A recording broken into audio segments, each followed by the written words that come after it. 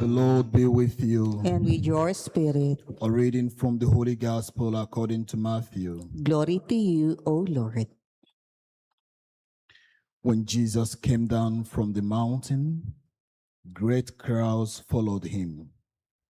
And then a leper approached, did him homage, and said, Lord, if you wish, you can make me clean. He stretched out his hand, touched him, and said, I will do it. Be made clean. His leprosy was cleansed immediately. Then Jesus said to him, see that you tell no one, but go show yourself to the priest and offer the gifts that Moses prescribed, that will be proof for them.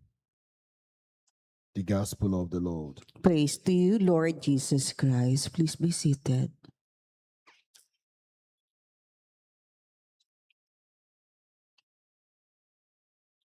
Praise be Jesus Christ. Now and forever. Magandang umaga mga kapatid.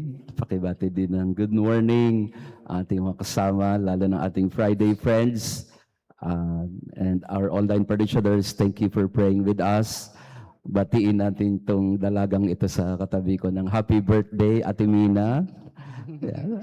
Happy birthday. Happy birthday. Siya ang ating lector for today and she's celebrating her 18th birthday, 18th debut. I don't know kung napanood niyo po yung libing ng basketball player from Agusan, si Rene. At I don't know kung narinig niyo yung iyak ng kanyang nanay. It was just too heartbreaking because the mother was crying out loud, anak, wag mo silang patulugin. Parang ang hirap mapakinggan. No? Yung sinasabi nung nanay habang nililibing yung kanyang anak, wag mo silang patulugin, anak. Gisingin mo sila lagi, lalo pa hindi man lang sila marunong humingi ng tawad. Something something similar to that. This is something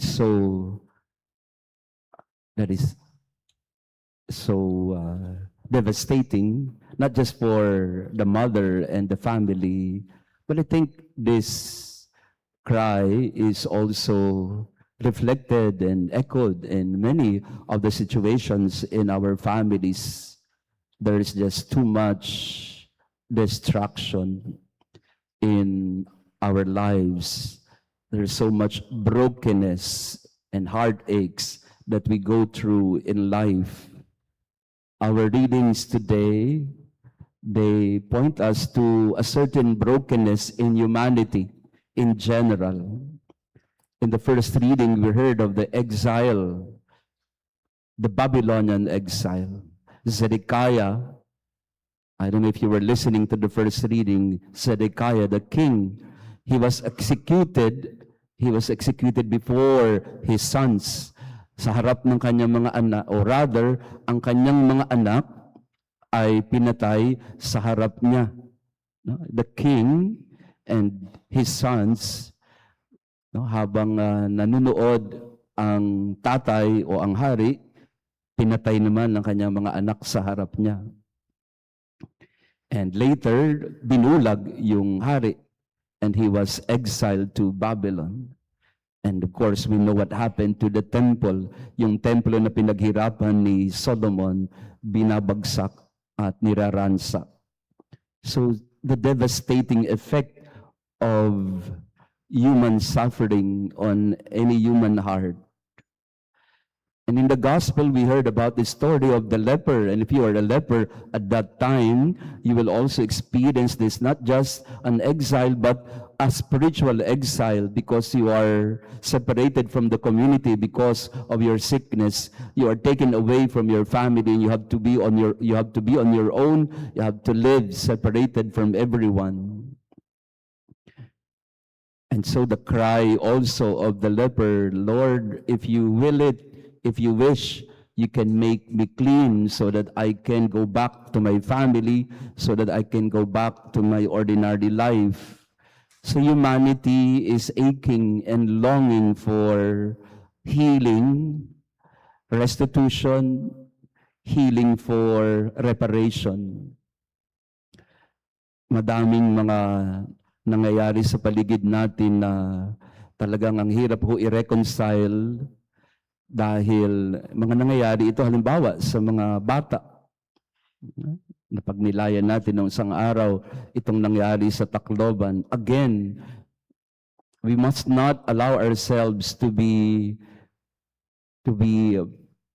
in a way unaffected by it, because these are things that are so near to the home and to the heart and to our human reality and experience, na magbabaril ang dalawang bata sa kapwa niya mga bata, and all other tragedies that afflict us. So in a way, we ask ourselves, where is God in all this? Nasaan ang Diyos sa exile ng mga Israelita? Nasaan ang Diyos sa mga karamdaman ng tao? Nasaan ang Diyos sa pinagdadaanan nating mga trahedya sa buhay, be it personally or vicariously? Because we look at the sufferings of people around us and we can't help it but become affected by it. Hindi malayo yung mga karanasan nila sa mga sugat din at paghihirap na pinagdadaanan natin. And so we go back to that basic question, where is God in all this? And our gospel tells us that God touches our wounds. Before Jesus healed the leper, he first touched him. He approached him and touched him. And this is the answer of God to human suffering, to human diseases, and to human tragedies. God comes near to us. God does not love us from a distance. He comes to touch our wounds. He comes to be part of it. Kaya nga habang pinagninilayan ko yung sinasabi ng nanay ng basketball player, no? Anak, wag mo silang patulugin hanggat di sila humihingi ng tawad. Of course, we don't know really what has been happening in reality. Hindi natin alam. Ako, for myself, I don't know what really happened, and I don't know what has been happening behind the scenes. Pero yung ayak ng nanay na yon, parang sinasabi niya, kayo ang pumatay sa anak ko, di man lang kayo humarap sa akin para maghingi ng sorry sa ginawa niyo sa anak ko? Bakit kayo nagtatago sa policy ng eskwelahan ninyo? Bakit di kayo pumunta sa akin at explain sa akin kung anong nangyari sa anak ko? Pinapunta ko ng Maynila tapos papatayin niyo lang. And yet not one of you dared to come to me to explain to me what happened. Or not one of you came to me to say sorry to me and my family and my son. Maybe the mother was, again, do not get me wrong, I know there are many implications to this issue right now in our country, but kung ikaw ang naging dahilan ng aksidente ng bata, kailangan ikaw din ang humarap sa nanay at magpaliwanag at tumingin ng tawad kahit wala ka nang magawa. Pero yung paglapit mo sa kanya, yung pagpakumbaba mo at pag-amin na ikaw ang nagkasala, baka yun ang magbibigay ng paghilom. Do not distance yourself from the wound. And this is what precisely our gospel today is about. God is not afraid of our wounds. God is not afraid to face us, even if He can do something about it. And maybe we can accuse Him, why are you allowing all these things? But God is not afraid to hide Himself from human suffering. He touches the wound. He embraces the leper until He says, I do will it, be made clean. At ito rin yung sinasabi ng Panginoon sa atin sa araw na ito at araw-araw. Hindi niya tatalikuran o lalayuan ang paghihirap na pinagdadaanan natin. Kasi alam niya na sa mga pinagdadaanan ng tao, kailangan niya ng kasama. And if sometimes we don't understand why tragedies afflict our family, God is not afraid to come to us, to get near to us. Even if sometimes we don't understand, God will not distance himself from the wound, from the tragedy. He touches it, embraces it, and faces it with us, together with us. Palagi ko yun ang inihingi ng nanay. Kayo na pumatay sa anak ko, lumapit kayo sa ginawa ninyo at huwag niyong pagtaguan. At sinasabi sa atin ng Panginoon din, hindi ko pagtataguan yan. I own up to it and I claim it as my responsibility. I will touch the wound. That's what you mean by embracing the leper. Hindi ko lalayuan ang karumihan. Hindi ko tatalikuran ang paghihirap. Yayakapin ko yan kasama mo. And if sometimes you are not able to understand it yet, but I will be here, I will not go away. His love brings him nearer to us, to accompany us in our pain, in our struggles. His love draws him nearer to us, even if sometimes we hate him and push him away. Love desires to get nearer, not to get even. Love desires to come closer, not to go away and hide.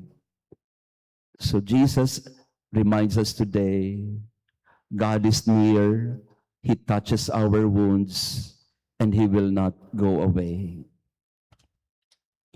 Praised be Jesus Christ. Now and forever. Let us pray. Graciously be present to your people, we pray, O Lord, and lead those you have imbued with heavenly mysteries to pass from former ways to newness of life through Christ our Lord. Amen. Maraming salamat ulit sa inyong pagdalo sa ating misa. Mga Friday friends, thank you for coming. And our online parishioners, thank you for praying with us. Bukas po, simula na ng ating Novena Masses. Tayo po ay maglalakbay ng 9 na araw patungo sa ating parish fiesta sa July 6. Tomorrow will be Father Hans, ako po sa Sunday, and then Father Nolan Ke sa Monday, Father Dave Concepcion sa Tuesday, sa June 30, and other guest priests that we have invited. Nagsisimula na tayo ng ating pagninilay at pagdiriwang ng kapistahan ni Santa Maria Goretti. Again, we greet Ate Mina. Happy birthday, Ate Mina. We appreciate your service and dedication to Maria Goretti. The Lord be with you. And with your spirit. And may our loving God bless you and your family, the Father, the Son, and the Holy Spirit. Amen. Our Mass has been offered. Go in peace to love and serve the Lord. Thanks be to God.